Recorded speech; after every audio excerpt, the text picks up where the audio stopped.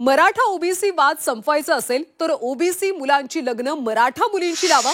तुम्ही आमच्यात आला तर आता जात संपली असून मी 11 पोरं सुचवतो त्यांची लग्न जाहीर करा असं लक्ष्मण हाके यांनी मनोज जरांगे यांना थेट ओपन चॅलेंज दिले. त्यापुढे जशास तसं उत्तर देणार असल्याचं प्रत्युत्तर मराठा आंदोलक मनोज जरांगे यांनी हाकेंना दिलं. त्याच्यामुळे ते आरक्षण तुम्हाला कळेल आता वागालो.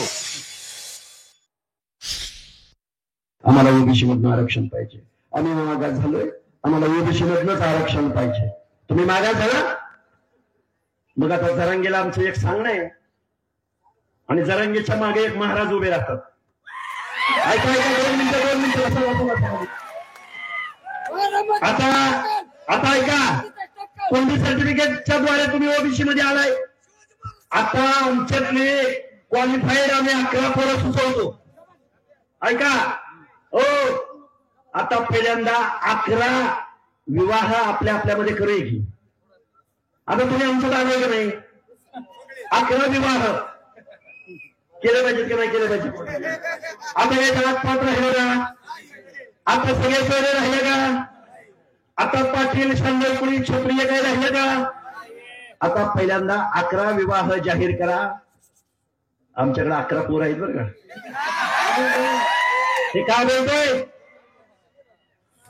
एनडी पाटील बोललो होते. एनडी पाटील, स्वर्गीय एनडी पाटील.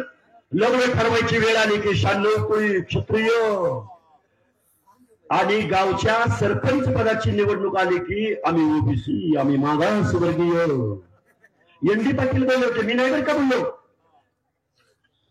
अरे चोरानो, जात चोरानो, मागासपणाचे डहाळे लागले तुम्हाला. त्याच्यासाठी आम्ही कधी बोलतच नव्हतो. आम्हाला माहित होते गढूळ विचार गढूळ पाण्यातलं त्याला स्वच्छ पाणी लागतं, अस्सल पाणी लागतं की ते वैचारिकच लढाई खेळतं. तुमच्या आई बहिणीला कधी बोललो आम्ही. तुमची लेखबाळ आमची लेखबाळ समजिली आम्ही. कधी धनगराला बोललो. कोणच्या ओबीसी लेखबाळ तुला कोणी अधिकार दिला रे.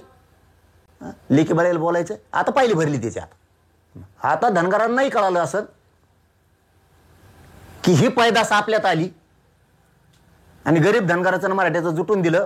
पडलीचे त्या टोळीचं ऐकून, आणि ती टोळी कोणाचीच नाही.